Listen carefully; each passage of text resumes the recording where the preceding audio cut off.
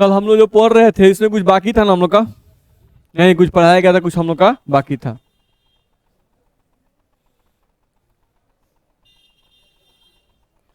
आयनन enthalpy पढ़ा दिए थे हम, इलेक्ट्रोनिगेटिविटी पढ़ा दिए थे, केमिकल प्रॉपर्टी से शायद पढ़ना था हम लोग। देखा जाए जो ग्रुप 5 के एलिमेंट हैं, 5A के जो एलिमेंट हैं यानी ग्रुप 15 के जो तत्व हैं, नहीं उनके कुछ रासायनिक गुण के बारे में पढ़ना है। नहीं तो रासायनिक गुण में हम लोग को सबसे पहले दिया हुआ है ऑक्सीडेशन स्टेट, जिसको बोल रहे हैं ऑक्सीकरण अवस्था, ध्यान रखना है। ठीक है, तो ग्रुप 5A के जो एलिमेंट हैं वो कौन कौन सा ऑक्सीडेशन स्टेट दिखाते हैं उसके बारे में हम लोग को पढ़ाया गया है। ठीक है, तो ऑक्सीकरण अवस्था में सबसे पहले लिखा हुआ है निगेटिव ऑक्सीडेशन स्टेट।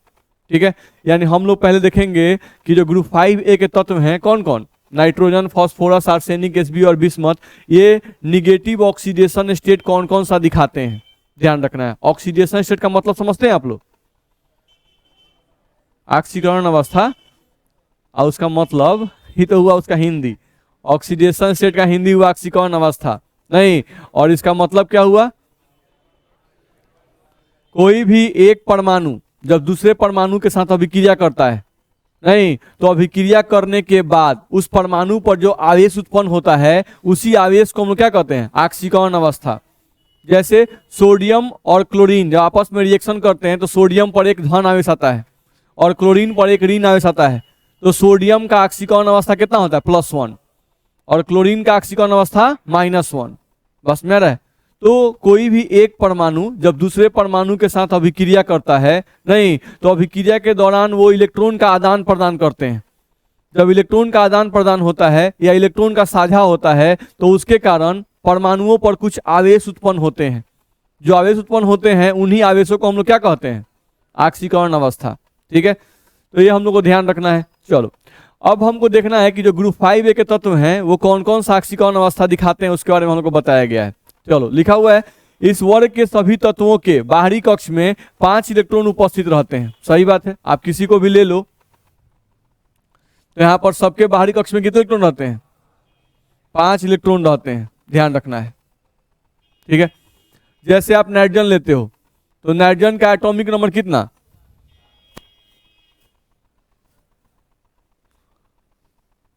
नाइट्रोजन का एटॉमिक नंबर हम लेते हैं 7। तो ऐसा कॉन्फ़िगरेशन लिखते हैं हम लोग 1s2 2s2 और 2p3, यही लिखा गया था। तो यहाँ पर बाहरी कक्ष यही हम लोग का है 2s और 2p। नहीं तो इसके इलेक्ट्रॉन कितने हैं? 3 और 2 5। तो सेम एज अगर नाइट्रोजन के पास 5 इलेक्ट्रॉन है, नहीं तो इसमें जितने भी हैं हम लोग के ना पसंद ऐसे सब बिस्कुट, तो यहाँ जितने भी तत्व हैं इन सबके बाहरी कक्ष में कितना इलेक्ट्रॉन होगा? 5 इलेक्ट्रॉन होगा। सबके बाहरी कक्ष में आपको 5-5 इलेक्ट्रॉन होगा। ठीक है, तो अगर सबके बाहरी कक्ष में 5 इलेक्ट्रॉन है तो इनको अक्रिय गैस की तरह बनने के लिए कितने इलेक्ट्रॉन को ग्रहण करना पड़ेगा? 3 इलेक्ट्रॉन को ग्रहण करना पड़ेगा। तो जब कोई भी परमाणु 3 इलेक्ट्रॉन को ग्रहण करेगा तो उस पर 3 को माइनस आएगा कि नहीं आएगा? आएगा। नहीं, यानी कि जो ग्रुप 5A के तत्व हैं, नहीं ये -3 ऑक्सीकरण अवस्था दिखा सकते हैं कि नहीं दिखा सकते हैं? दिखा सकते हैं। क्यों? हम लोग क्यों बताएं? क्योंकि यहाँ पर जितने भी परमाणु हैं सभी के बाहरी कक्ष में 5 इलेक्ट्रॉन है, नहीं और हर एक परमाणु अक्रिय गैस की तरफ बनना चाहता है। अक्रिय गैस की तरफ बनने के लिए उसे अपने बाहरी कक्ष में 8 इलेक्ट्रॉन को पूरा करना होता है। नहीं तो इनके बाहरी कक्ष में 5 इलेक्ट्रॉन है तो इनको 8 पूरा करने के लिए और कितने चाहिए? 3 इलेक्ट्रॉन और चाहिए। नहीं तो ये 3 इलेक्ट्रॉन ग्रहण करेंगे। तो जब कोई भी परमाणु इलेक्ट्रॉन ग्रहण करेगा तो उस पर धन आवेश की ऋण आवेश? ऋण आवेश आएगा।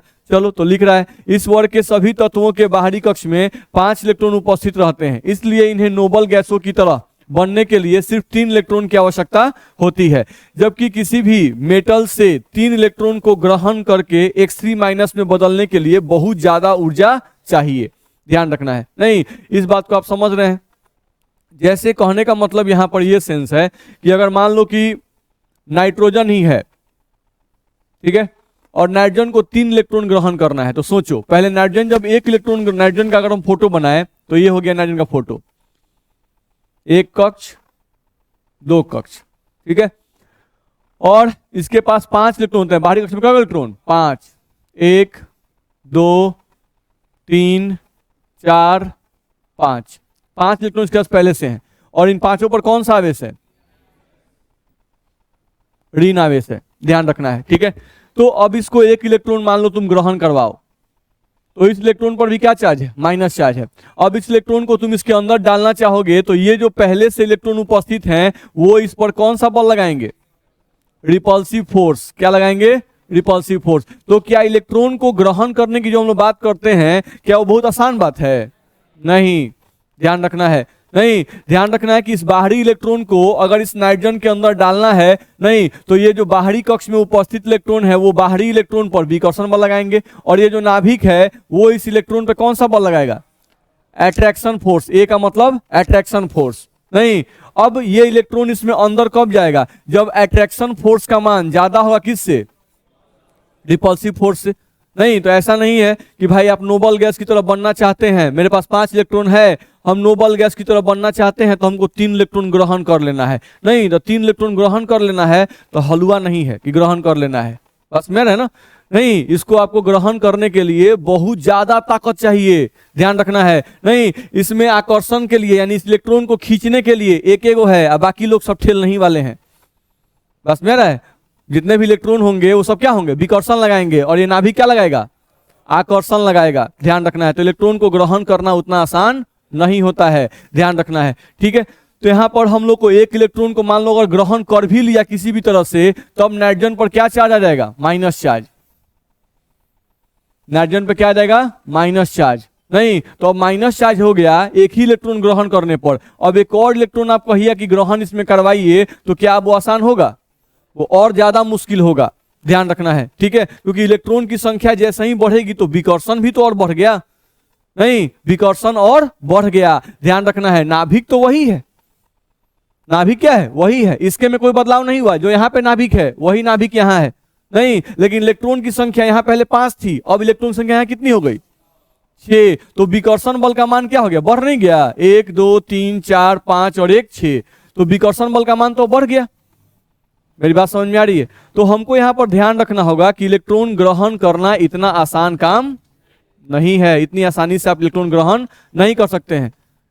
मेरी बात समझ में आ रही है, ठीक है। तो हम लोग को समझ में ये बात आया कि ग्रुप 5 के जो तत्व हैं उनके बाहरी कक्ष में 5 इलेक्ट्रॉन होते हैं, नहीं, 5 इलेक्ट्रॉन होते हैं, उनको अस्थायी होने के लिए 3 और इलेक्ट्रॉन चाहिए, नहीं, तो उनको -3 ऑक्सीकरण अवस्था दिखाना चाहिए, लेकिन -3 ऑक्सीकरण अवस्था दिखाने के लिए उनको 3 इलेक्ट्रॉन ग्रहण करना पड़ेगा।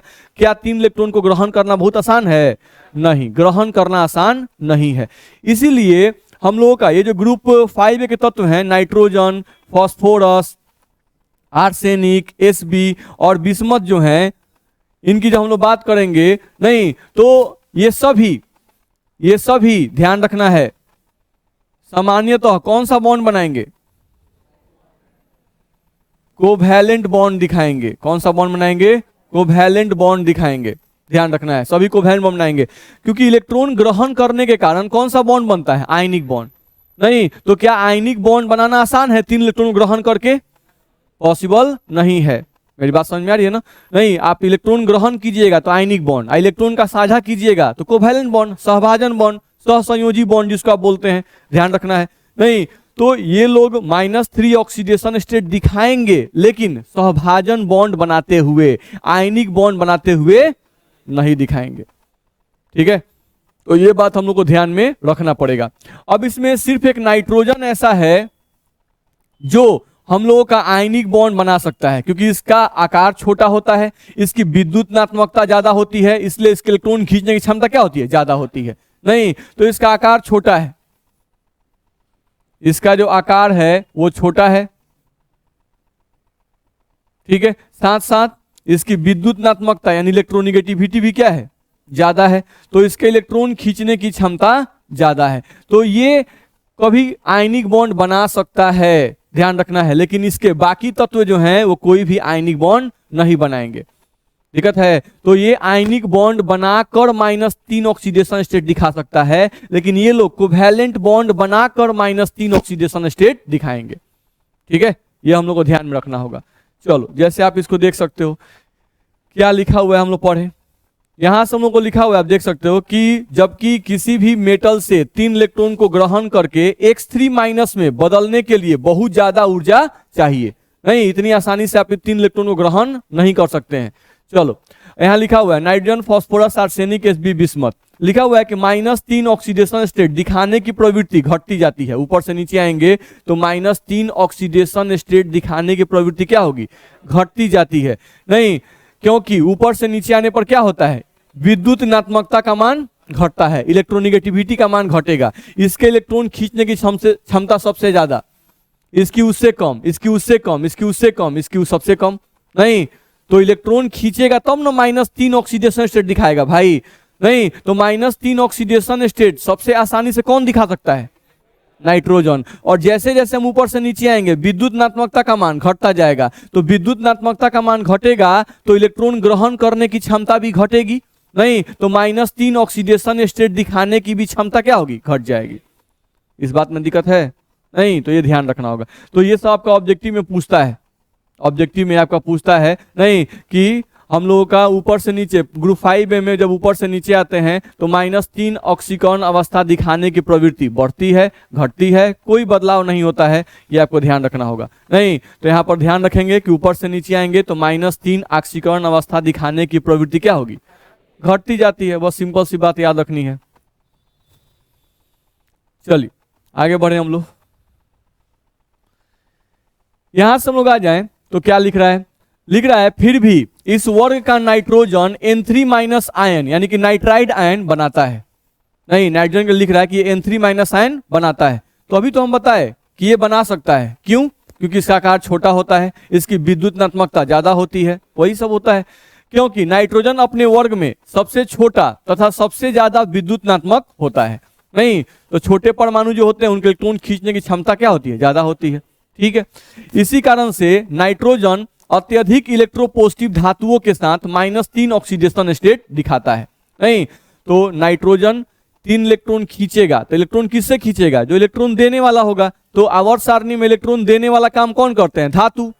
कौन करते हैं, धातु। धातु इलेक्ट्रॉन देंगे नहीं, और नाइट्रोजन इलेक्ट्रॉन को ग्रहण करेगा, तो वही तो बोल रहा है। इसी कारण से नाइट्रोजन अत्यधिक इलेक्ट्रोपॉजिटिव किसके साथ, धातुओं के साथ -3 ऑक्सीडेशन स्टेट दिखाता है और आयनिक यौगिक का निर्माण करता है। यानी कि नाइट्रोजन आयनिक यौगिक बना सकता है, धातुओं से इलेक्ट्रॉन छीन सकता है। जैसे Mg3N2 दिया है, मैग्नीशियम नाइट्राइड। नहीं तो मैग्नीशियम नाइट्राइड, तो मैग्नीशियम कई गो है, 3 गो है, तो मैग्नीशियम 3 गो लिखो, 1 गो मैग्नीशियम, 2 गो मैग्नीशियम और यहाँ पर 3 गो मैग्नीशियम लिख दिए। नाइट्रोजन कई गो है, 2 गो, तो नाइट्रोजन 2 गो यहाँ पे लिख दिए, 1 गो और 1 गो, 2 गो नाइट्रोजन। मैग्नीशियम के बाहरी कक्ष में इलेक्ट्रॉन कई गो, 2 गो, 2 2 4 और 2 6 गो। नाइट्रोजन के बाहरी कक्ष में 5 गो, 2 2 4 और 1 5। इसके पास भी देखो 2 2 4 और 1 5। चलो इसको अपना अष्टक पूरा करने के लिए और कितने इलेक्ट्रॉन चाहिए, 3। तो चलो इसको कंप्लीट ट्रांसफर करो। नाइट्रोजन इसको खींच रहा है कंप्लीट, ये तीर का मतलब कंप्लीट, ये 2 इलेक्ट्रॉन इसको दे दिया। तो इसके पास देखो तो 2 2 4 1 5 था, 2 को ये दे दिया, तो हो गया 7। अब 1 को ये दे देगा, तो इसका 8 पूरा हो गया कि नहीं हो गया, हो गया। अब इसको पूरा करना है, चलो इसका 1 दे दो और ये वाला 2 अगर दे दे तो इसका 8 पूरा होगा कि नहीं होगा, होगा। मैग्नीशियम 2 इलेक्ट्रॉन का लॉस किया है, तो मैग्नीशियम पर कितना प्लस आएगा, Mg2+, Mg2+ और Mg पर कितना प्लस, 2+। ये नाइट्रोजन 3 इलेक्ट्रॉन को ग्रहण किया है, तो इस पर क्या आएगा, N पर 3- और यहां भी N पर कितना, 3- आया कि नहीं आएगा, नहीं। तो देख लो 3 और 3 6- और प्लस देख लो 2 2 4 2 6 गो प्लस, तो होगा कि नहीं होगा, होगा। तो यहां से इनके बीच में आकर्षण होगा और इन्हीं आकर्षण से आपका कंपाउंड क्या बन जाएगा, Mg3N2। बोलो दिक्कत है नहीं। तो यहां पर आपका जो नाइट्रोजन है वो -3 ऑक्सीडेशन स्टेट दिखा रहा है कि नहीं दिखा रहा है, दिखा रहा है। सिंपल सा कॉन्सेप्ट है। नहीं सेम एज हम लोग को दिया है Ca3N2, तो बिल्कुल ऐसे ही आप बना सकते हैं। ठीक है, तो यहां पर भी आपका जो नाइट्रोजन है वो -3 ऑक्सीडेशन स्टेट दिखा रहा है, आप ऐसे भी चेक कर सकते हो। चलो कैल्शियम का वैलेंसी कितना होता है, 2। नहीं तो हम लोग यहां पर एक कैल्शियम का वैलेंसी 2 होता है, तो तीनों कैल्शियम का 6, तो हम +6 लिखें, दिक्कत है। अब नाइट्रोजन का निकालना है, तो इसको हम मान लिए 2x बराबर में क्या माने 0। तो यहां से देखो तो 2x बराबर हम लोग -6 कर सकते हैं। तो यहां से x = निकालेंगे तो -6/2 आएगा, तो कट के x का वैल्यू कितना आएगा, -3। तो क्या यहाँ पे नाइट्रोजन का ऑक्सीडेशन स्टेट -3 आ रहा है कि नहीं आ रहा है, आ रहा है। नहीं, तो नाइट्रोजन -3 ऑक्सीडेशन स्टेट दिखा सकता है, यानी 3 इलेक्ट्रॉन को ग्रहण करके आयनिक बॉन्ड का फॉर्मेशन कर सकता है। नहीं, ध्यान रखना है। लेकिन बाकी इसके जो तत्व हैं, ध्यान रहे, फॉस्फोरस है, आर्सेनिक है, Sb है, बिस्मथ है, इनका आकार बड़ा होता है, विद्युतनात्मकता कम होती है, इसलिए ये लोग आयनिक बॉन्ड नहीं बनाएंगे। कौन सा बॉन्ड बनाएंगे? कोवैलेंट बॉन्ड बनाएंगे, ध्यान रखना है। ठीक है, तो चलो आगे बढ़ते हैं हम लोग।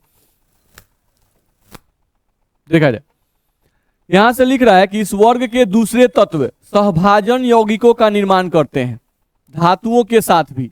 नहीं, क्या बोल रहा है? इस वर्ग के दूसरे तत्व यानी फास्फोरस, आर्सेनिक, Sb और बिस्मथ जो है, उनके लिए क्या बोल रहा है कि सहभाजन यौगिकों का निर्माण करते हैं धातुओं के साथ भी, तथा -3 फॉर्मल ऑक्सीडेशन स्टेट दिखाते हैं। नहीं, तो एक होता है -3 कंप्लीट दिखाना और एक होता है फॉर्मल दिखाना।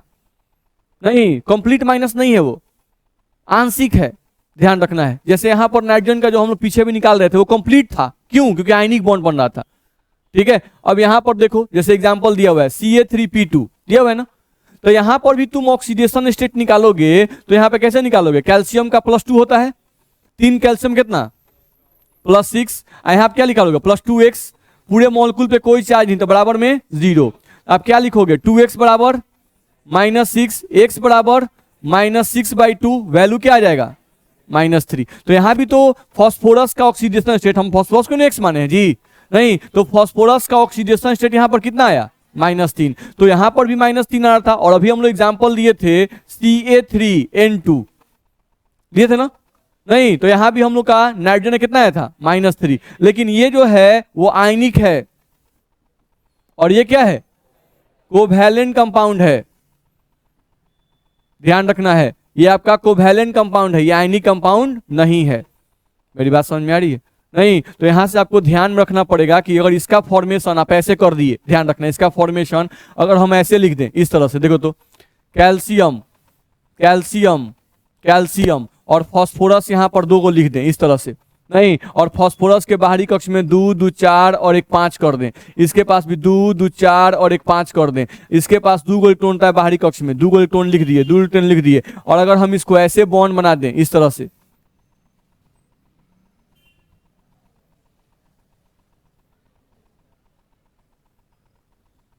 तो ये क्या है? गलत है, ध्यान रखना है। Ca3P2 जो है, इसका फॉर्मेशन आप ऐसे नहीं कर सकते हैं। नहीं, तो Ca3P2 का फॉर्मेशन कैसे कर सकते हैं? ध्यान रखना है। अगर हम लोगों को दिया हुआ है Ca3P2 अगर लिखा हुआ है तो ये कैसे बनता होगा? ये तो कोवैलेंट बॉन्ड बनेगा। तो कोवैलेंट बॉन्ड कैसे बनता है? शेयरिंग से। कोवैलेंट बॉन्ड कैसे बनता है? शेयरिंग से। नहीं, तो यहाँ पे आप कैल्शियम रखे, यहाँ पर आप फास्फोरस रखे, नहीं, फिर यहाँ पर आप कैल्शियम रखिए, ध्यान रखना है। और अब शेयर करा कर देखिए, चलिए देखा जाए। तो कैल्शियम पहले हम 2 ही दिए हुए, फिर और लेंगे। चलो, तो यहां से अगर देखा जाए तो कैल्शियम का इलेक्ट्रॉन कितना है? 2 इलेक्ट्रॉन। कैल्शियम का इलेक्ट्रॉन कितना है? 2। तो यहां पर इसके पास 2 इलेक्ट्रॉन है, ध्यान रखना है। ठीक है, अगर हम लोग देखें तो फास्फोरस के पास हम लोग कितना इलेक्ट्रॉन? 3। इसको हम लोग को 5 इलेक्ट्रॉन होता है, 3 ये बॉन्ड बना सकता है। कितना बॉन्ड होता है? 3 बॉन्ड का फॉर्मेशन ये कर सकता है Ca3P2, देखा जाए तो। यहां पर अगर हम लोग बॉन्ड बनाते हैं तो क्या होता है? Ca3P2, इसकी इलेक्ट्रॉनिटी कम है तो शेयरिंग करेगा, ध्यान रखना है। तो शेयरिंग हम लोग कर सकते हैं। इसका हम लोग का 3 इलेक्ट्रॉन, तो 2 और 1, नहीं, वैसे नहीं होगा। हम लोग का इसमें शेयरिंग करने के लिए हम लोग डायरेक्ट शेयरिंग नहीं कर सकते हैं, ध्यान रखना है। क्योंकि इसके पास 2 इलेक्ट्रॉन, इसके पास 2 इलेक्ट्रॉन और इसके पास भी हम लोग का 2 इलेक्ट्रॉन हो जाएगा। 3 कैल्शियम लेंगे और 2 फास्फोरस लेंगे, तो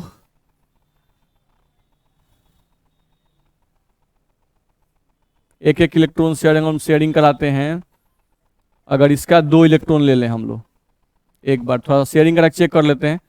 इसके 2 इलेक्ट्रॉन से हम लोग मान लो इनके बीच में 2 बॉन्ड बनाते हैं, एक बार चेक कर ले थोड़ा सा।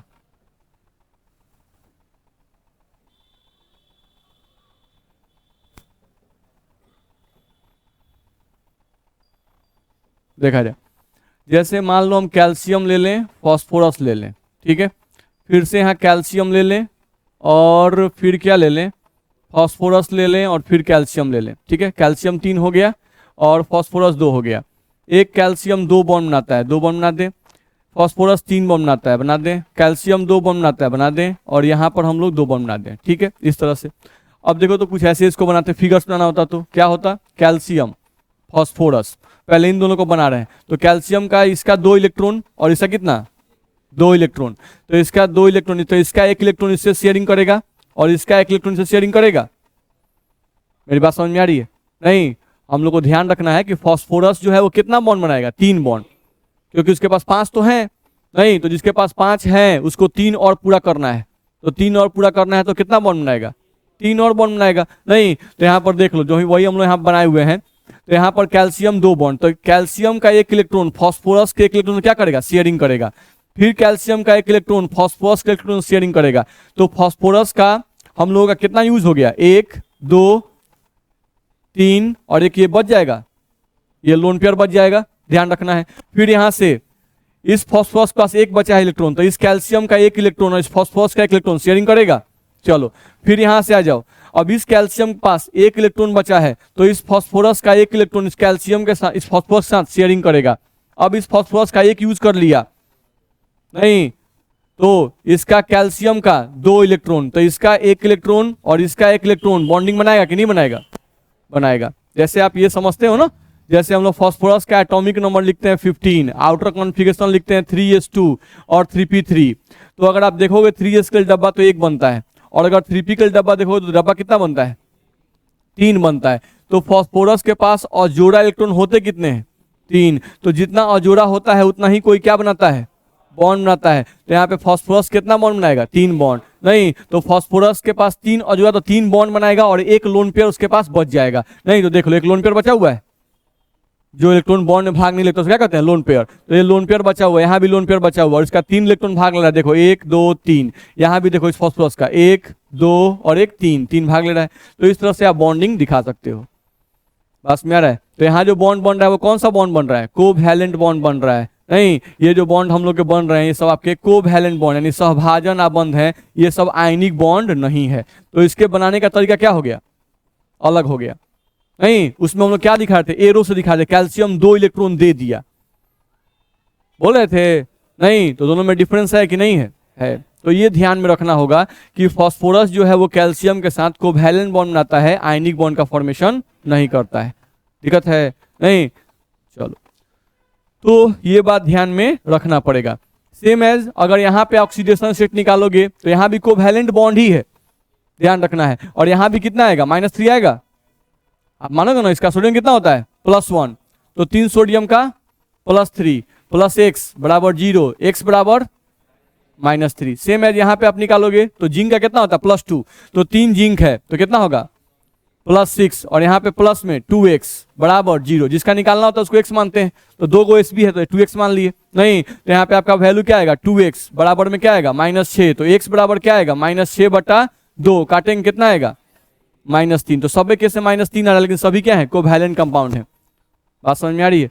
तो क्या कॉन्सेप्ट हम लोग को मिला, हम लोग को यही मिला कि ग्रुप 5A के तत्वों के बाहरी कक्ष में 5 इलेक्ट्रॉन होते हैं, उनको अपना अष्टक पूरा करने के लिए 3 इलेक्ट्रॉन ग्रहण करना चाहिए। लेकिन 3 इलेक्ट्रॉन को ग्रहण करना इतना आसान नहीं है, 3 इलेक्ट्रॉन को ग्रहण करने के लिए बहुत ज्यादा ऊर्जा की आवश्यकता होती है। नहीं तो 3 इलेक्ट्रॉन ग्रहण करके आयनिक बॉन्ड आसानी से कोई भी तत्व नहीं बना सकता है। फिर भी नाइट्रोजन छोटा है, उसकी विद्युतनात्मकता ज्यादा है, इसलिए नाइट्रोजन कुछ तत्वों के साथ, कुछ मेटल के साथ आयनिक बॉन्ड बनाकर -3 ऑक्सीडेशन स्टेट दिखाता है। लेकिन इसी ग्रुप के जो बाकी तत्व हैं, फास्फोरस, आर्सेनिक, Sb जो हैं, ये लोग -3 ऑक्सीडेशन स्टेट दिखाते हैं, लेकिन ये -3 ऑक्सीडेशन स्टेट आयनिक बॉन्ड बनाकर नहीं दिखाते हैं, कोवैलेंट बॉन्ड बनाकर दिखाते हैं। और ये -3 जो चार्ज होता है ये फॉर्मल चार्ज होता है, ये कंप्लीट माइनस चार्ज नहीं होता है। कंप्लीट माइनस चार्ज कब आता है किसी भी एटम पर, जब वो आयनिक बॉन्ड बनाता है, क्योंकि आयनिक बॉन्ड में कंप्लीट इलेक्ट्रॉन का ट्रांसफर होता है। नहीं, और यहाँ पर क्या हुआ, पार्शियल ट्रांसफर हुआ। नहीं, कोवैलेंट बॉन्ड का मतलब हुआ कि कैल्शियम की विद्युत नांता कम है, फास्फोरस की क्या है, ज्यादा है, तो फास्फोरस थोड़ा इलेक्ट्रॉन को अपनी तरफ खींच लिया है। क्या किया है, अपनी तरफ थोड़ा खींच लिया है, लेकिन क्या कंप्लीटली खींच लिया है, नहीं, कंप्लीट नहीं खींचा है, पार्शियली खींच लिया है। जब पार्शियली खींच लिया है तो उस पर पार्शियल -3 आ जाएगा। बात समझ आ रहा है? तो ये हमको ध्यान रखना हो। तो यहाँ कंप्लीट माइनस चार्ज नहीं आता है, लेकिन पार्शियल -3 आप मान सकते हो। चलो आगे बढ़ो। अब ऑक्सीडेशन स्टेट में -3 वाला बात तो समझ गए, नहीं कि -3 वाले की कहानी क्या है। ठीक है, अब देखना है इसमें बोल रहा है कि नाइट्रोजन तथा फास्फोरस -2 ऑक्सीडेशन स्टेट भी दिखाते हैं। नहीं, नाइट्रोजन और फास्फोरस जो है ये -2 ऑक्सीडेशन स्टेट भी दिखाते हैं। तो किस कंपाउंड में दिखाते हैं भाई? हाइड्राजीन। नहीं, हाइड्राजीन जिसका फॉर्मूला क्या होता है? N2H4। आप निकाल सकते हो इसको, 2x होगा ना इसका, जिसका निकालना हो तो क्या मानते हैं? x। नहीं तो 2 नाइट्रोजन तो 2x, और हाइड्रोजन कितना होता है? +1। हाइड्रोजन क्या होता है? +1। हाइड्रोजन का -1 कब होता है? जब वो मेटल के साथ रहता है। जैसे हम सोडियम लिख दें NaH, ऐसा लिखें। अगर हम लिख दें NaH तो यहां पे हाइड्रोजन का ऑक्सीजन क्या होगा? -1। ध्यान रखना कि सोडियम मेटल है, नहीं, और ये क्या है? Non metal. तो जब ये मेटल के साथ, हाइड्रोजन जब मेटल साथ रहता है तो उस समय इसका ऑक्सीडेशन स्टेट -1। और यही हाइड्रोजन अगर नॉन मेटल के साथ आ जाए, जैसे अभी हम लोग यहां बोल रहे थे, कोई भी NH3 ही बोल रहे थे, NH3 ही बोल दें, नहीं तो NH3 बोल दिए, तो अब यहाँ नाइट्रोजन क्या है? नॉन मेटल, और ये हाइड्रोजन भी क्या है? Non metal. नहीं तो इन दोनों में विद्युत ऋणात्मकता ज्यादा किसका है? नाइट्रोजन का। तो इस केस में हाइड्रोजन क्या होगा? +1। तो 3 गो हाइड्रोजन है, तो अब इसका निकालोगे तो x, ऐसा क्या निकालोगे? +3 बराबर 0, x बराबर क्या आएगा? समझ में आ रहा है? तो नाइट्रोजन का ऑक्सीडेशन स्टेट -1 भी होता है और +1 भी होता है। -1 कब होता है? जब हाइड्रोजन धातु के साथ उपस्थित रहता है, और +1 कब होगा? जब वो अधातु के साथ उपस्थित रहेगा। जैसे हाइड्रोजन ऑक्सीजन के साथ रहे, हाइड्रोजन नाइट्रोजन के साथ रहे, हाइड्रोजन सल्फर के साथ रहे, ठीक है। तो हाइड्रोजन खुद एक अधातु है, और वह अधातु जैसे ही किसी अधातु के साथ रहेगा उस समय हाइड्रोजन का ऑक्सीडेशन स्टेट हमेशा +1 लीजिएगा। और जब यही हाइड्रोजन किसी धातु के साथ रहे, जैसे सोडियम, पोटासियम, मैग्नीशियम के साथ रहे, तो उस केस में इसका ऑक्सीडेशन स्टेट क्या लीजिएगा? -1। ठीक है, ये बात याद रखिएगा। चलिए, यहां से बोल रहा है कि हाइड्रोजन के केस में आप देखो तो इसका हम 2x मान लिए। 4 हाइड्रोजन है, क्या माने? +4 माने, बराबर क्या होगा? 0। 2x बराबर -4, नहीं तो x बराबर क्या हो जाएगा? -2 आएगा। बोलो दिक्कत है? सेम एज डाइफॉस्फीन बोल रहा है, तो डाइफॉस्फीन में भी आप निकालोगे तो क्या होगा? 2x -4 = 0, और x = 4/, यहाँ +4, 4/2 -4/2, तो वैल्यू क्या आएगा? -2। नहीं तो आपको ध्यान रखना है कि इस ग्रुप में -3 तो सब दिखाते हैं, लेकिन -2 जो है वो कौन कौन दिखाता है? सिर्फ नाइट्रोजन और फास्फोरस। नहीं, कहां कहां दिखाते हैं? तो हाइड्रोजन में और डाइफॉस्फीन में। नहीं तो इतना याद नहीं रखना है, इतना दिमाग नहीं लगाना है, आपको सिंपली ऑक्सीडेशन स्टेट निकालने के लिए देता है। नहीं, कोई मॉलिक्यूल दे देगा और बोलेगा उसका ऑक्सीडेशन स्टेट, इसमें केंद्रीय परमाणु का ऑक्सीकरण अवस्था निकाले, बस में जैसे N2H4 दे देगा और बोलेगा इसका ऑक्सीडेशन, नाइट्रोजन का ऑक्सीडेशन बताएं, आपको बोल देगा P2H4 दे देगा, बोलेगा इसमें फास्फोरस का ऑक्सीडेशन स्टेट बताएं। एक क्वेश्चन इस टाइप का आता है। एक क्वेश्चन आपका आता है कि नाइट्रोजन ऑक्सीडेशन स्टेट दिखाता है, और ऑप्शन दे देगा +3, -3, -2, -1, सभी, कौन सा?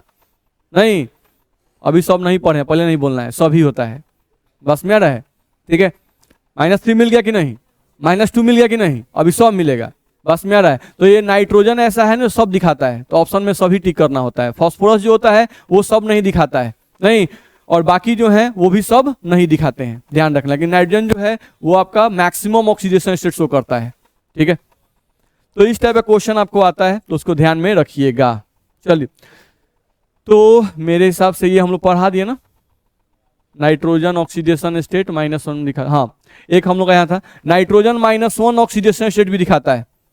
ठीक है, फास्फोरस -1 नहीं दिखाता है, लेकिन नाइट्रोजन -1 भी दिखाता है। इस कंपाउंड में देख लो, NH2OH, जिसको क्या बोलते हो? हाइड्रोक्सिलेमीन।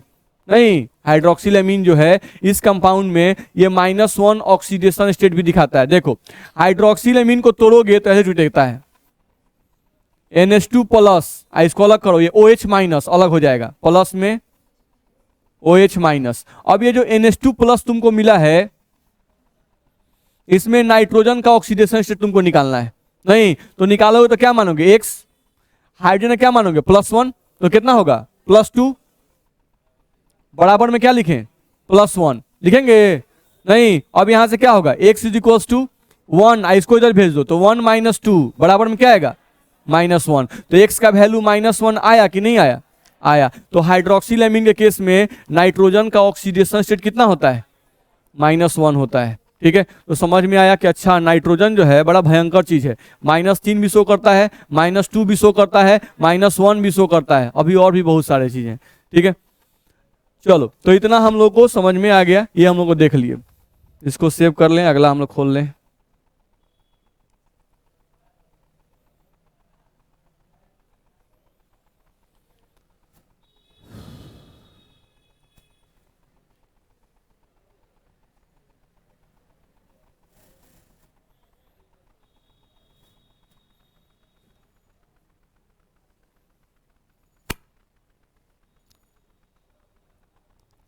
तो इलेक्ट्रोकेमिस्ट्री आप लोग रिवाइज कर लिए, जितना पढ़ाया रिवाइज कर लेते हैं।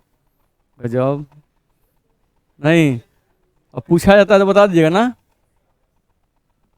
तो ऐसा किया जाए, कभी कभी पूछा भी जाए क्या, नहीं पढ़ा के और उसके बाद अगले दिन पूछा जाए कि भाई इलेक्ट्रोकेमिस्ट्री में क्या क्या हम जो पढ़ाए सब याद हुआ कि नहीं हुआ। ठीक है, और कल तो आपका टेस्ट है। ठीक है, सॉल्यूशन और केमिकल काइनेटिक्स का टेस्ट है, बस में है ऑब्जेक्टिव है ये टेस्ट आपका ऑब्जेक्टिव है। इसके बाद जो टेस्ट लेंगे वो कोशिश करेंगे सब्जेक्टिव एक ले। ठीक है, सब्जेक्टिव में टाइमिंग हो जाता है, और ऑब्जेक्टिव का कल ही टेस्ट होगा, कल उसका आपको आंसर भी मिल जाएगा। नहीं, ध्यान रखना है। ना, अपने से चेक नहीं करना है, अपने से तो चेक करके आप लोग सब लोग अपने को फुल मार्क्स दे दीजिएगा। नहीं, ये हम लोग सर हम टॉपर हैं, हम टॉपर हैं, बस में रहे। ठीक है, तो इस तरह से जैसे इलेक्ट्रोकेमिस्ट्री खत्म होगा तो फिर एक और टेस्ट लेंगे जिसमें सॉल्यूशन, केमिकल काइनेटिक्स, इलेक्ट्रोकेमिस्ट्री तीनों क्वेश्चन होगा। ठीक है, फिर वैसे अगला टेस्ट लेंगे तो फिर सबको मिला के लेंगे। तो ऐसा टेस्ट लिया जाए कि हर एक चैप्टर का पीछे वाला रिवाइज होता रहे। ठीक है, तो वैसे ही हम लोग टेस्ट लिया जाए। चलिए, तो टेस्ट का तैयारी थोड़ा मन से कीजिएगा, और मन से थोड़ा दीजिएगा कि हाँ टेस्ट में मार्क्स बढ़िया आपका है, बस में रहे। ये नहीं कि फिर भटलुआ टेस्ट मत देने चले आइएगा। ठीक है, तो इस टेस्ट में 25 क्वेश्चन शायद आसपास में हम सेट किए थे। नहीं, अब अगले टेस्ट से आपका 35 क्वेश्चन, 36 क्वेश्चन, इस सब हम बढ़ाते जाएंगे, ध्यान रखना है। निगेटिव मार्किंग किया जाए कि नहीं किया जाए?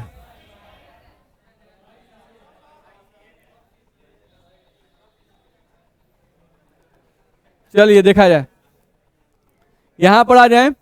हम लोग को अब निगेटिव ऑक्सीडेशन स्टेट की चर्चा हम लोग कर लिए।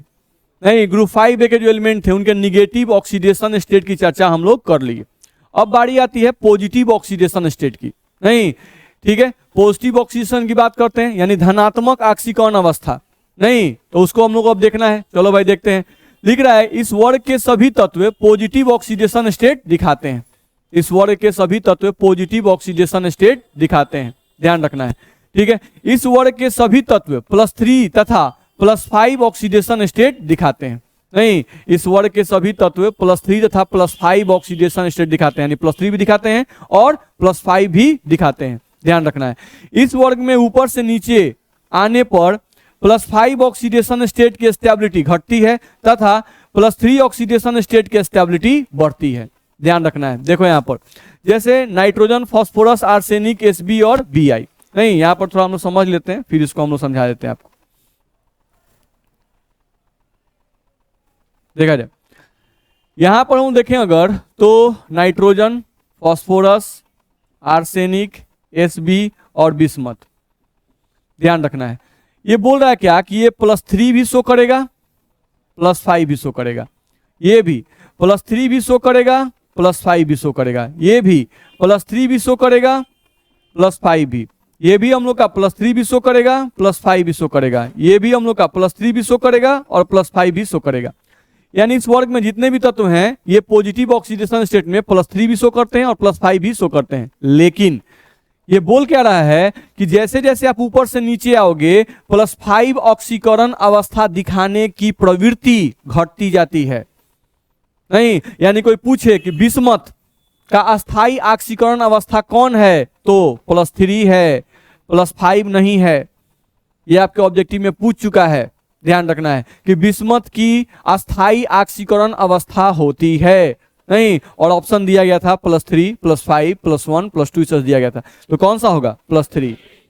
मेरी बात समझ में आ रही है? ठीक है, हम लोग को ध्यान रखना है किस ग्रुप का है ये?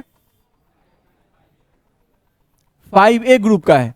नहीं, तो 5A ग्रुप का है तो एक ऑक्सीकरण अवस्था तो इसके ग्रुप नंबर के बराबर ही होता है, +5। दिख रहा है? नहीं, ग्रुप नंबर 5 है तो ऑक्सीकरण अवस्था +5। मेरी बात समझ आ रही है? और इसका हम लोग याद करो जनरल विन्यास लिखे थे NH2NP3, ऐसा विन्यास लिखे थे, NH2NP3 लिखे थे।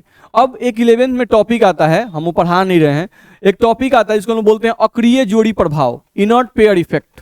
पीरियोडिक टेबल में हम लोग को मिलता है इनर्ट पेयर इफेक्ट, अक्रिय जोड़ी प्रभाव।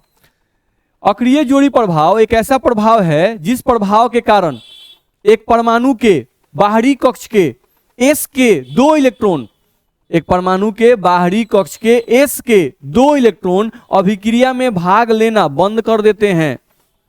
देखो नाम ही क्या है, अक्रिय। अक्रिय मतलब जो अभिक्रिया में भाग नहीं ले, जोड़ी मतलब 2 इलेक्ट्रॉन, नहीं बस में है अक्रिय जोड़ी प्रभाव, यानी किसी परमाणु के अगर 2 इलेक्ट्रॉन अभिक्रिया में भाग लेना बंद कर दें तो इस प्रभाव को ही क्या कहते हैं, अक्रिय जोड़ी प्रभाव। तो यहां पर ध्यान दो, ग्रुप 5A में होता क्या है कि इसका ग्रुप नंबर 5 है तो सबको 5 दिखाना चाहिए ऑक्सीकरण अवस्था, नहीं, लेकिन होता क्या है कि जैसे जैसे हम लोग ऊपर से नीचे की ओर जाते हैं, ये जो 2 इलेक्ट्रॉन दिख रहा है ये अभिक्रिया में भाग लेना बंद करते जाता है। ये 2 इलेक्ट्रॉन क्या करता है, अभिक्रिया में भाग लेना बंद कर देता है। अगर ये बंद कर देगा तो बाहरी कक्ष में इलेक्ट्रॉन कई गो बच जाएगा, 3 गो। तो अगर बाहरी कक्ष में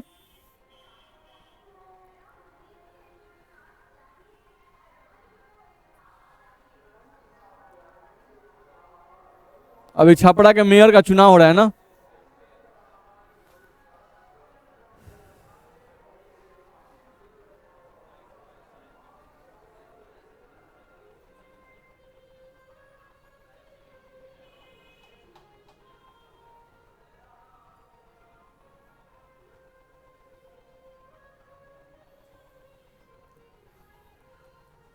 चलिए। तो होता क्या है कि ग्रुप 5A के NS के इलेक्ट्रॉन अभिक्रिया में भाग लेना बंद कर देंगे, तो बाहरी कक्ष में बच कई हो जाएगा, 3 इलेक्ट्रॉन। तो अगर 3 इलेक्ट्रॉन बच जाएगा तो उस केस में इसके 3 इलेक्ट्रॉन अगर अभिक्रिया में भाग लेंगे तो ऑक्सीकरण अवस्था कितना होगा, +3, नहीं। तो इसीलिए इसका +5 भी शो करना चाहिए। क्यों +5 शो करना चाहिए, क्योंकि इसके पास 5 इलेक्ट्रॉन हैं, इसलिए 5 शो करना चाहिए। लेकिन जैसे जैसे हम ऊपर से नीचे आते हैं, इनके बाहरी कक्ष के S के 2 इलेक्ट्रॉन अभिक्रिया में भाग लेना बंद कर देते हैं, जिसके कारण ऑक्सीडेशन स्टेट कितना हो जाता है, +3 हो जाता है। बस में आ रहा है? तो इसीलिए बोल रहा है कि ये +5 भी दिखाते हैं और +3 भी। तो कोई पूछता है कि +3 क्यों, तो बोलना है अक्रिय जोड़ी प्रभाव के कारण।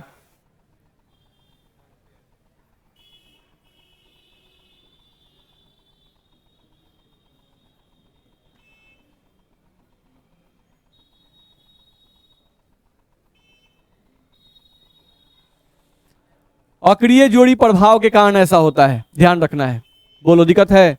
तो पहला दिमाग में क्या रखना है, सबसे पहला दिमाग में रखना है कि अच्छा ग्रुप 5A, नहीं देखो हम लोग कॉन्सेप्ट को समझेंगे फिर याद करने का तरीका याद रखेंगे, नहीं। जैसे हम लोग निगेटिव ऑक्सीडेशन स्टेट पढ़े, नहीं, तो निगेटिव में क्या समझ में आया कि अच्छा निगेटिव वाले में समझ में आया कि -3 होगा, नहीं। जनरल ऑक्सीजन क्या होगा, -3 सब शो करता है, नहीं। बस उसमें क्या कॉन्सेप्ट था कि नाइट्रोजन -3 शो करता है आयनिक बॉन्ड बनाकर, और बाकी लोग -3 शो करते हैं कोवैलेंट बॉन्ड बना के। तो अगर कोई पूछता है कि निगेटिव ऑक्सीडेशन स्टेट में ग्रुप 5A का सबसे प्रचलित ऑक्सीकरण अवस्था कौन है, तो -3 है। अब तुम -2 जो शो कर रहे थे, क्या वो प्रचलित ऑक्सीकरण अवस्था है, नहीं, क्योंकि वो सिर्फ नाइट्रोजन और फास्फोरस ही शो कर रहे थे। फिर क्या -1 प्रचलित ऑक्सीकरण अवस्था है, नहीं, क्योंकि वो सिर्फ नाइट्रोजन ही शो कर रहा था, ठीक है। अब आते हैं पॉजिटिव ऑक्सीडेशन स्टेट के। तो पॉजिटिव ऑक्सीडेशन स्टेट जनरली किसके बराबर होता है, ग्रुप नंबर के बराबर, नहीं। तो इसका ग्रुप नंबर 5, नहीं। तो कोई पूछता है कि इनका नॉर्मल ऑक्सीडेशन कितना होना चाहिए, तो ग्रुप नंबर के बराबर +5। बस में आ रहा है, ठीक है। अच्छा इनका ऑक्सीकरण अवस्था और भी कुछ हो सकता है, तो हाँ +3 हो सकता है। क्यों +3 क्यों होता है, तो अक्रिय जोड़ी प्रभाव के कारण। याद रखना भी बड़ा आसान होता है, अक्रिय मतलब अभिक्रिया में भाग नहीं ले, जोड़ी मतलब 2 इलेक्ट्रॉन, नहीं। तो अगर किसी परमाणु के बाहरी कक्ष के 2 इलेक्ट्रॉन अभिक्रिया में भाग लेना बंद कर देंगे तो उनमें क्या लगेगा, अक्रिय जोड़ी प्रभाव, ध्यान रखना है। तो इसका ऑक्सीकरण अवस्था कितना हो सकता है, 5 से घटे कितना हो जाएगा, 3, ये ध्यान रखना है। फिर क्या ध्यान रखना है कि जो ऊपर वाले परमाणु है, ऊपर वाले जो भी परमाणु है वो कौन सा ऑक्सीकरण अवस्था दिखाना पसंद करते हैं? +5 और जैसे जैसे नीचे वाले आएंगे +3 दिखाना शुरू करेंगे। याद रहेगा ये बात? नहीं तो उसी बात को तो यहां लिखा हुआ है, देख लो, लिख रहा है कि +5 ऑक्सीडेशन स्टेट्स की स्टेबिलिटी घटते जाती है। नहीं तो स्टेबिलिटी घटते जाती है मतलब +5 ऑक्सीकरण अवस्था दिखाने की प्रवृत्ति घटते जाएगी। नहीं ये +5 दिखाना चाहता है कि हाँ, नहीं दिखाना चाहता है, दिखाना चाहता है, ये चाहेगा, ये कम हो जाएगा, अब कम हो जाएगा और सबसे कम हो जाएगा। मेरी बात समझ में आ रही है ना? यहां पर आ जाओ, फिर क्या लिखा है? +3 ऑक्सीडेशन स्टेट की स्टेबिलिटी क्या होती है? बढ़ती जाती है। नहीं यानी कि कोई पूछे कि भाई बिस्मथ का +5 स्टेबल की +3? +3 ज्यादा स्टेबल होगा। नहीं यहां कोई बोल दिया देखो बिस्मथ +5 है, ISB +5 है, इन दोनों में कौन ज्यादा स्टेबल? SB +5 ज्यादा स्टेबल होगा। नहीं क्योंकि ये कभी भी जो सबसे नीचे वाला है ये तो +5 दिखाना ही नहीं चाहता है। बस में आ रहा है? तो +5 स्टेट में सबसे क्या होगा? सबसे अनस्टेबल होगा। बोलो मेरी बात समझ में आ रही है? नहीं तो ये बात भी आपको ध्यान रखना होता। आपका क्वेश्चन क्या पूछा था बिहार बोर्ड में? सिंपल क्वेश्चन पूछा था कि भाई बिस्मथ का स्टेबल ऑक्सीकरण अवस्था होता है और ऑप्शन दिया हुआ था, तो हम लोग क्या टिक करेंगे? +3 टिक करेंगे। ध्यान रखना +5 नहीं टिक करेंगे। बात समझ में आ रही है? ठीक है, चलो आज के लिए इतना ही।